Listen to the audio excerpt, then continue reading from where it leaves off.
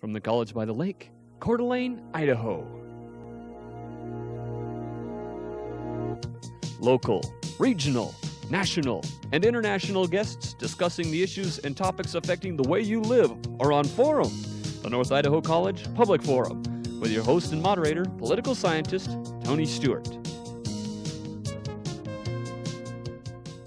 Over the next several weeks, we're going to bring you a series on this program that is entitled Journey Through Time, Visits to 5 Historical Cities. As we bring you those programs, we're going to do it in a format called the Chautauqua Movement. All of our guests will be in character for portraying someone in history, and they'll be in costume, and it's a very, very powerful way of teaching history of the past, and from that history learning about ourselves and our future. We believe it's a very, very powerful movement. We thought it would be best to start this series with a definition of what is the Chautauqua Movement, and we're so fortunate to have what I believe to be the greatest Chautauqua performer in the United States, not only as a performer, but also the person who understands the concept intellectually the best. Our guest is Dr. Clay Jenkinson, who is, as I've indicated, one of the founders of the nation and nation's leading authority on the modern Chautauqua movement. Dr. Jenkinson holds a degree from and is a Rhodes Scholar. He is very well versed in the humanities and in literature, and I'm proud to say that this is the 3rd year that he has been at North Idaho College to help us with this series, both at the campus and on this particular television program.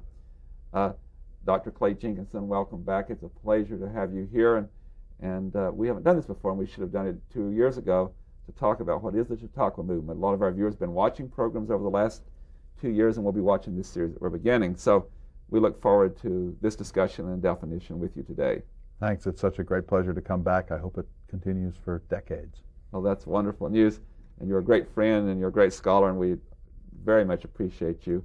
We've also invited Dr. Virginia Tinsley Johnson from our own faculty and one of our dear friends and one of our great intellects and one of our scholars on our campus. She chairs the Division of English and Fine Arts, and she has become one of the performers over the last 3 years and has played the role of Mary Wollstonecraft. And I know, Dr. Jenkinson, you've indicated how proud you are of what she's doing. And so after we talk with you some about this movement, we're going to ask her to testify to what it's meant to her and how she sees that role as someone who's very much involved in the humanities. And Dr. Johnson, I welcome you to the program as we move from here into the series. And later in the series, you will be returning as Mary Wollstonecraft. And I would say to the viewers, you're in costume now because tonight you're doing a performance at North Idaho College. Thanks, Tony. And as always, I'm pleased to have our regular panelists. First of all is Janelle Burke, who is an attorney in the state of Idaho. And next to her is Steve Schenck, who is the Dean of College Relations and Development at North Idaho College. Well, I'll ask Janelle to commence today's questioning. Dr. Jenkinson, it's a pleasure to have you here, as always, and it's a really pleasure to have you back at North Idaho College. Thank you. Can you define Chautauqua for us? What is it? Where did it start? Well, there's the old Chautauqua and the new. The old Chautauqua began in 1874 at a lake in New York State, Lake Chautauqua. It began as a Sunday school training camp for lay Sunday school teachers. It soon became something broader than that. But the Chautauqua that we were recreating is one that began in 1904, tents that went across the American Midwest and West, spent a week or 10 days in a community, and brought some of the only culture, in the highest sense of the term, that a community had during the course of a year. That Chautauqua died in the 1930s. We began to revive it in North Dakota in the 1970s, and now it is a flourishing grant line in the National Endowment for the Humanities programs in more than 20 states. The way I define it now, it sometimes involves a tent, more often it doesn't. But it is a scholar portraying a historical character without a script, giving an unscripted monologue, then taking questions in character, questions from the character's time and ours, and then breaking character at the end and re-emerging as a scholar to make comments on the material that's been presented. Steve Schenck. Is there, and I'm hearkening back to a question that I heard, or a statement I heard Dr. Johnson make earlier off the air, but is there more to this than simply a recitation of or a recreation of characters from history? What's the scholarly aspect of this? Well, it's a form of scholarly research. The way you begin is the way scholars do anything, to read books, read articles, do on-site research. But what makes it remarkable is that it takes a certain type of scholar to find it interesting, and an even more remarkable scholar to do it well. It's one thing to talk about Thomas Jefferson or Mahatma Gandhi or Mary Wollstonecraft. It's quite a different thing to be willing to dress up like that character, to speak through the words of that character, and even speculate carefully as that character might have speculated about things that she or he didn't live to see. So it's an act of imagination, it's an act of bravery, and it's a great deal of fun. What we find is the people who once do it can't get it out of their system, and they want to be Chautauquans forever.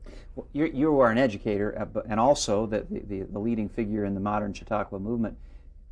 Contrasting the kind of work you would have to do to make a normal classroom presentation to a group of students about Jefferson, and the kind of preparation you have to do to portray him, what's the difference like? Well, no one who ever thought about it would do Chautauqua, because it just takes so much effort for so little time. I mean, you might work for months, maybe years, to get ready to do a character, and then do it 2 or 3 times, and that would be the end of that.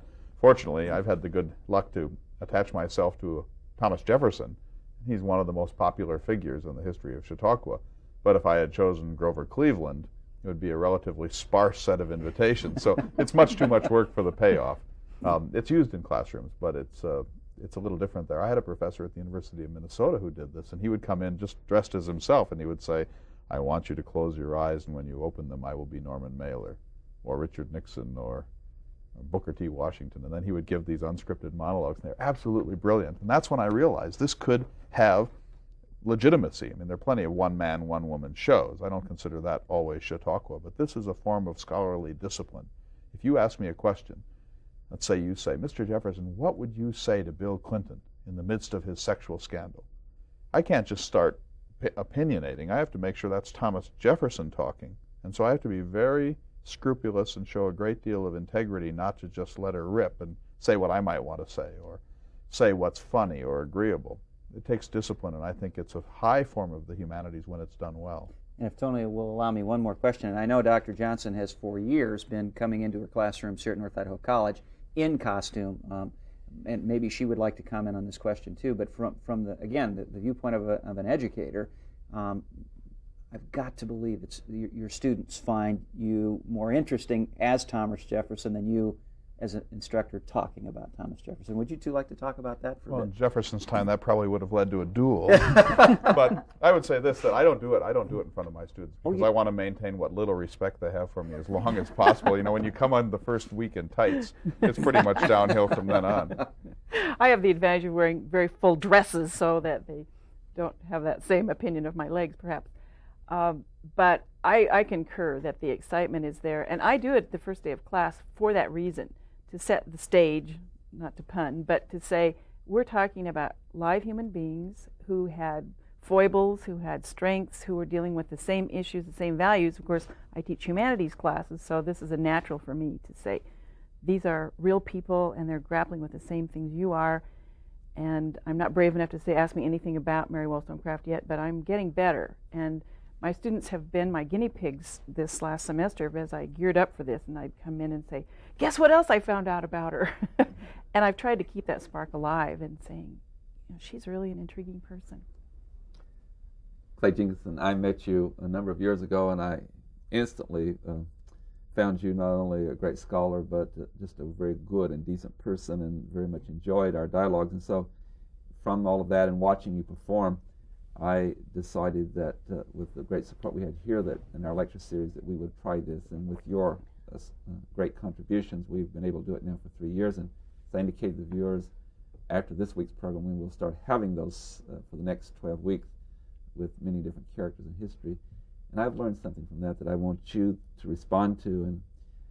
And we who are in education are always trying to find the method or methods, and all educators do not agree what those are, to not only expedite the learning process, but to maximize it. And I have found no technique that seems to be more successful across the board, different types of students, and community people in general, in learning in a presentation and in retaining that. Could you share with us why this method seems to have that great ability to teach it with great depth? I could go on endlessly about this because this is one of my favorite themes. By the way, I don't consider myself the authority on this. I'm just one of the founders of the modern Chautauqua movement. It's several things. First of all, the scholar has to think in a different way. It's one thing to talk about Jefferson and slavery. It's quite another to be Jefferson and have to talk about slavery. So there's an act of imagination, putting yourself in the position of someone whose ideas you now have no choice but to take seriously. That's very different from just saying they were wrong about this and they were wrong about that and how could they have had crusades and so on. Now you're really having to try to think the way they thought. So it's great for the scholar. Two ways in which it's great for the audience. One is it ropes in a much, much wider audience than you would get with a traditional humanities program. If you said, Popcorn Forum, we're going to have a lot of scholars from all over the country come in and talk about dead people, some people would come to see it, but not as many as do. So the dramatic forum widens the range of the humanities, and that's a profoundly Jeffersonian thing, to treat the whole population as deserving of the humanities and equally interesting. And secondly, if I play in costume, the audience will play back, and that is the most remarkable thing. And I want to just tell one quick anecdote. I gave a talk in New Hampshire earlier this year, and a fifth grade girl said to me at the end of the hour, Mr. Jefferson, now that you have had a chance to spend some time with us, what would you like to take back with you to the 18th century? What an incredible moment that was. She would not have asked that of me in a businessman's jacket. She couldn't have asked that of a scholar giving a lecture. She could only have asked that because she was playing, because I had helped her to be willing to play. So the form brought out a level of imagination and creativity that otherwise probably wouldn't have been there. Of course, my answer, I didn't have an answer. It's a question I'd never been asked before. I had to think about it, and I said antibiotics.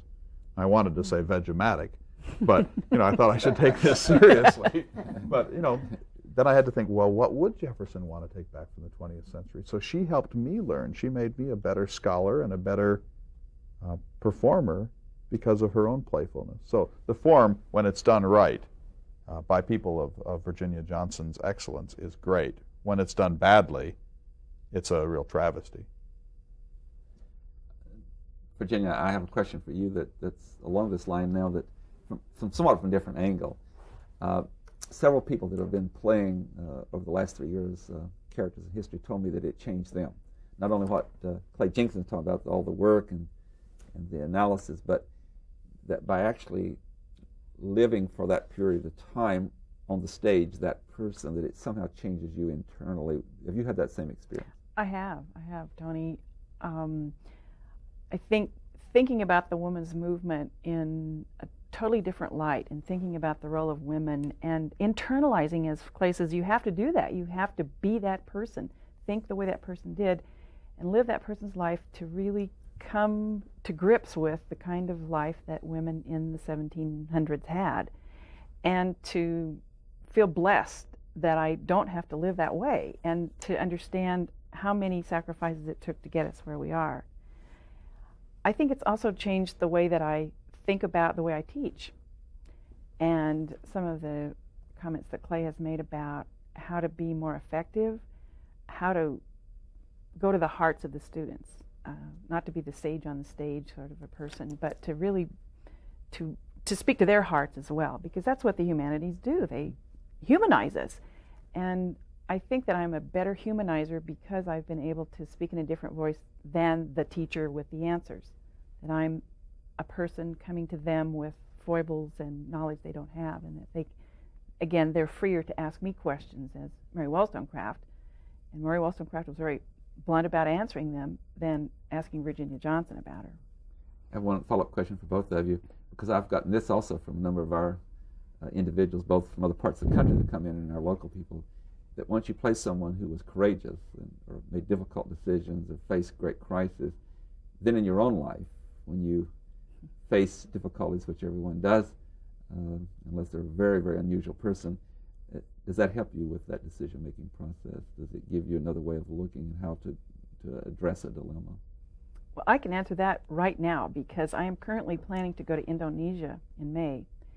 And as you know, it's not a safe country. We don't know. We're all looking as a study group about how safe it is to go there. Mary Wollstonecraft wouldn't bat an eye. She'd have been on the first boat there. And I have to think, why would I be afraid? I'm going to be with friends. I'm going to be in modern conveniences. I'm going to be safe. Why would I fear this?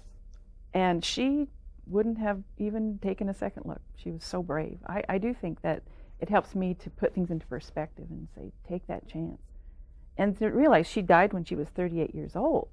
And you don't know, I mean, that's really a cliche, how much longer you have to live, so why not live it to the fullest? I think she just lived for every moment. Die one death instead of 1,000. That's right. No, that's not from me, that's from someone much more famous. Clay, how about you? Well, it's, Jefferson, I don't see it quite the same way. He emboldens me in some regards, but what really he is a clarifying lens. He's a lens I can use to see the world.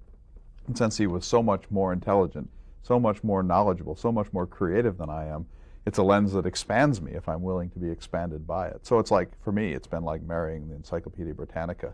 I can't just know a little, I have to know everything, or at least a little of everything to do Jefferson. But it reminds me of a sad story. I was in New Orleans with the curator of the rare books room at the Library of Congress, and he's an expert on forgery, these documents that are supposedly written by Abraham Lincoln or Alexander Hamilton. And I said, what is the psychology of a forger? Why would someone spend years mastering the penmanship of somebody? And he said, well, they often are people with really low self-esteem.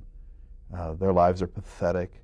They know they've never accomplished anything, so they think if they can hitch their own weak little soul to some great soul, that might cheer them up and make them less awful and wimpy than they were. Then he looked over at me, and we both guffawed. Of course, I was crying on the inside, but I think part of it is, you get to go out there and really let her rip as Mary Wollstonecraft, and I get to go out and make the case for culture. Who in our time is willing to make the case for civilization? You don't hear it anymore. I can go out there and say, there is only one people on earth who has ever done this right, and it's the Anglo-Americans. We have established these principles. These are the principles that matter to civilization. I wouldn't say that as a scholar, but I get to say it as Jefferson, and it matters, I think. And so I love that aspect of it. Janelle Burke. My question has to do with your audiences. Clay, who do you see as the audiences that the modern Chautauqua movement is playing to? What kinds of people? Not just students, as I understand it. I don't work with students that often, although I like students. I'm a real populist. I think the humanities exist for everyone. And I've traveled all over the country doing this in different forms, lecturing and performances for thousands of times. I think the American people are very serious. They are eager, almost aching for serious discourse, and when they get it, they reward you in spades. And I think our major media, for reasons that I can't quite understand, make the mistake of underestimating the American people over and over and over again. So my ideal audience is a group of average American citizens in Orange County or in northern Idaho or western North Dakota who take time out of their very busy lives and come to a public humanities program, and then suddenly they realize, oh, this isn't just some guy dressed up in tights. This is someone who's giving us the chance to talk about public-private spheres, separation of powers, what a life of education and dignity looks like, what are the moral dilemmas of our world, how we should react to our environment, and they see, we're really going to discuss this, but in this playful way. And that, when that happens, and it doesn't take a well-educated audience, it just takes an earnest audience, then I think this really works. The National Endowment for the Humanities is the most Jeffersonian thing we have. We have a lot of our viewing audience who live in small towns and remote places. How can they be a part of Chautauqua? Can they be? Well, those who are listening, of course, have the option through television. There are disseminating forces, radio and television, but people can come to North Idaho College every spring for the Popcorn Forum. There are also Chautauqua performances that are now creeping into C-SPAN. I've done C-SPAN. There's a Tocqueville who's done C-SPAN. There are other characters. There are Chautauquas all over the country. If you call the National Endowment for the Humanities, they will give you the locations and the dates for Chautauquas. So there are ways, and I also encourage students and teachers in the public schools to take this on. For National History Day, I know there's an Idaho History Day. Students can take on characters. They don't have to spend 6 months at it, but they can be Abraham Lincoln over a long weekend, and it necessarily will make them better students, and teachers do it. So it can really operate at all levels of American life. And Virginia, how did you decide to be Mary Wollstonecraft? And does Clay have some tips about how you should pick a character? Yes, he has wonderful tips. We were lucky to have a workshop here in January for aspiring Chautauquans, and I had already begun the Mary Wollstonecraft show because she was finally included in the Norton Anthology of English Literature. I taught that for many years, and there weren't very many women authors. And just trying to pick one for my first day out, I chose her. And then Tony Stewart nabbed me because he heard that I had done that. And so then I developed her into a fuller character. But I was fortunate in that I had, I guess, sort of naturally followed the guidelines that Clay gave us, that it's very dangerous to choose a character for whom there is not a lot of paper, but having primary sources, the books that she had written, and then finding major biographies about her and scholarly articles helps a great deal. I would think it would be very difficult to try to choose a character about whom there's nothing known, so then you are strapped as a scholar. Being a scholar means doing the research, so if you have nothing to research, you're in big trouble. Steve Sheen. This is a question for both of you, but Dr. Jenkinson, I'm going to talk specifically to something you said a moment ago, and I'm thinking about the young girl who was so involved in the interchange between herself and President Jefferson that she asked what you would take back. How often do you deal with people, and that was a very positive example, but I bet there are times when people get a little angry with you, that they get so into the role that you're playing that they begin to attack you for some of the concepts you're presenting?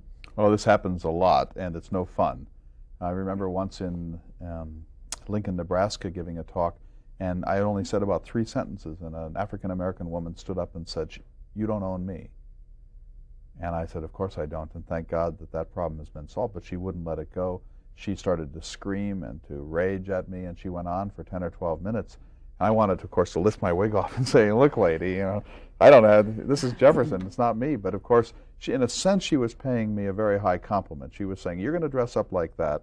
I'm going to tell you what I think of a guy who had slaves." And so she probably got a lifetime of rage off of her back in 10 or 12 minutes, but it wasn't fun. I've been to right-wing libertarian circles. I've been to white supremacist religious retreats. Sometimes women get a little angry by some of the male chauvinist rhetoric that comes out of Jefferson. When that happens, I always break character as quickly as I can, become a scholar, and say, "Wait a minute, let's put this into context." But the hardest, the most difficult one ever, was in Denver, Colorado, at Thomas Jefferson High School, largely black high school. A young African-American man of about 16 stood up and he said, very politely, no anger, "Mr. Jefferson, do you think I'm inferior?" Well, the answer to that question is yes. But I can't say that, because my duties as a humanist, as a humanities scholar, are equally important as my duties as a character. So I said, "I want you to listen very carefully," and then I laid out as accurately as I could from within the character Jefferson's views. But then within minutes I broke character and said, "This is too important an issue to continue play acting." So it's not comfortable. Jefferson is becoming the poster child of the unresolved race problems in American history, and it's uncomfortable for me because I don't really understand it, and I don't like having to be the lightning rod for some of that, but it's important. Any experiences, any similar experience? You haven't been doing it as long? I haven't had to encounter those things, but I anticipate that probably some males in the audience will be very uncomfortable with these liberated ideas of Mary Wollstonecraft. I'm anticipating that at some point I may be drilled about my own personal life and my libertarian behavior and my illegitimate daughter and so forth. Yeah. I think that's a gamble that I have to take. I think that Mr. Jefferson would certainly not approve of the personal behavior of Mary Wollstonecraft, so even from one of my colleagues I might receive this kind of criticism. Well, let me shift to a second question that I know you'll both be able to answer. And again, I'll start with Dr. Jenkinson. You play other characters besides Jefferson, Meriwether Lewis and... Right. John Wesley Powell. Thank you. And knowing how enormous the task is to prepare for this, it's something of a hypothetical question. But if you could choose and had the time, who would you most like to play other than the people you already have? Oh, hard question. I've been so fortunate I got Jefferson. I didn't choose Jefferson. Jefferson was chosen for me. But I have to say it has been an honor, literally an honor, to attach my life to the life of Thomas Jefferson. What an extraordinary man. All of his faults aside, he did more for humanity than almost any other character in this millennium. So for me, it's just a thrill to be attached to him. If I could choose any other character, I would choose a very difficult one, I think. I would choose either John Donne, the English preacher and poet, or Erasmus, the great humanist from the Renaissance. The problem is that no one knows anything about these guys, and frankly, no one cares. And so you can spend a lot of time at home waiting for the phone to ring. Jefferson is a perfect character because he has a powerful, expansive mind, so it's continuing ed for me. And yet he's still one of the most sought-after figures in history. So the combination is fatal. Mary Wollstonecraft, an equally interesting character, is so little known that she won't have the same magnetic attractiveness to audiences. So you have to sell her. You shouldn't have to, but you do. Yes, Dr. you Johnson, do. same question. I haven't thought of this question before. Part of the research of the scholar here with Mary Wollstonecraft has been trying to read more about the women in the French Revolution. There were intriguing women in the French Revolution. I would really like to know more about Madame Roland, who was apparently quite a manipulator of her husband, who was the Secretary of the Interior there and had a salon and so forth. She ended up being beheaded. So I purchased a book called Women of the French Revolution and went, oh, here's another huge amount of ignorance which I must face. Mm-hmm. Another character who intrigues me, who is going to be in our popcorn farm, is Marie Curie. She was a personal inspiration of my life in the 8th grade. I read the biography of Madame Curie and said, a woman could be a scientist? A woman can win the Nobel Prize? A woman can do these things? It was an epiphanic moment, I just said. So I feel, as Clay, the honor of having this character associated with your life. I feel that way about Mary Wollstonecraft, and I would like to honor the memory of Marie Curie, perhaps in making her achievements more well known. But it's almost a spiritual thing, and I don't say that lightly, to think of the honor and the onus on me as a scholar to be true to the spirit of Mary Wollstonecraft and to bring her message and to share what a really courageous and admirable woman she was. Dr. Jenkins, we have only about 30 seconds left, but you've talked about presenting a character and then taking questions and then coming out of the character. We're trying something new. We're experimental here. And what do you think about this joint appearances where you have dialogue back and forth as you and Dr. Johnson have? I think, like all of your innovations, it's a very promising one, and I've enjoyed it greatly. My only concern, I only have one tiny concern, and that is when there are two characters on stage, the tendency is for them to begin to talk to each other. The genius of Chautauqua is that we're talking to the audience and bringing them in. So as long as we keep bringing them in, it's great. On that note, we have to bring the program to conclusion. On behalf of our panel and our staff, we want to thank Clay Jenkinson and Virginia Johnson for appearing to talk about what is the Chautauqua Movement in society. And I'm convinced that they have sparked your interest, and I would invite you to go to any of those appearances, anywhere you find them here in the Northwest. I think you will be enriched, and you will learn so much about history and affect your own life. Again, I'd like to thank the Idaho Humanities Council for their funding and helping us with this very exciting program.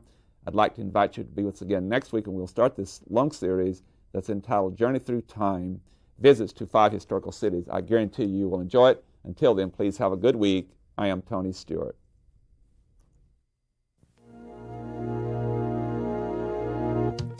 The North Idaho College Public Forum was videotaped live from the studios of Instructional Technology on the campus of North Idaho College for viewing at this more appropriate time.